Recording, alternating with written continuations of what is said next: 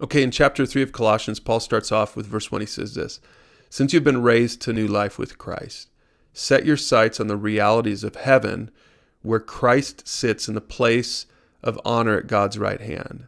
So here's really, in essence, what he's saying. Christ already rules in heaven, right? This is already true of heaven. If you could just get a glimpse of heaven, if you could just see what reality is like in heaven, you would know that Jesus already sits on the throne there. And really, in essence, what he's saying here is you should then allow that reality to impact your personal life. You should let him rule on the throne of your personal life as well, right?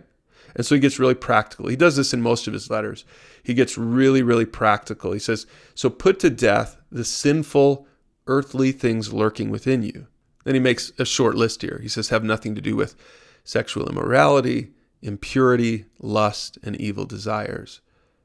Maybe you can really relate to that today in our hypersexualized culture that we live in. And he says, don't be greedy. We can all relate to that, right, in our materialistic culture. For a greedy person, he says, is an idolater. That means you're making an idol out of your stuff or your money, worshiping the things of this world. So he says, don't do that. Put that kind of stuff to death. Now, I'll let you read some more of that on your own, but he says in verse 10, put on your new nature and be renewed as you learn to know your Creator and become like him, right?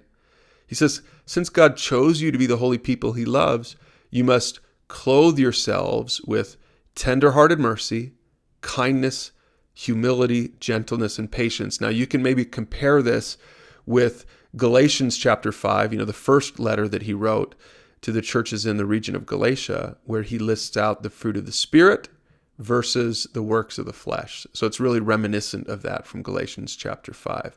He says in verse 17, whatever you say or do, do it as a representative of the Lord Jesus Christ, giving thanks through him to God the Father, right? And then we see in verse 18 that he talks about what this means in the home, right? Again, this is a lot like what he does in Ephesians, right? He gets really practical about what it means to be a Christian in the home. So a lot of this should sound really familiar to us, right? He says, wives, submit to your husbands as is fitting to those who belong to the Lord. He says, husbands, love your wives and never treat them harshly, right? Now in Ephesians, Paul expanded on this a little bit more, but for the Colossians, he just kind of leaves it at that. He says, children, obey your parents, fathers, slaves. He just gives us just some real practical information on how our Christian life should affect our home life, right? And in the next chapter, the last chapter, this is a shorter letter, we're going to see then how he pivots and talks a little bit more about this slave thing. So you're ready for now to read Colossians chapter 3. We'll see you tomorrow for chapter 4.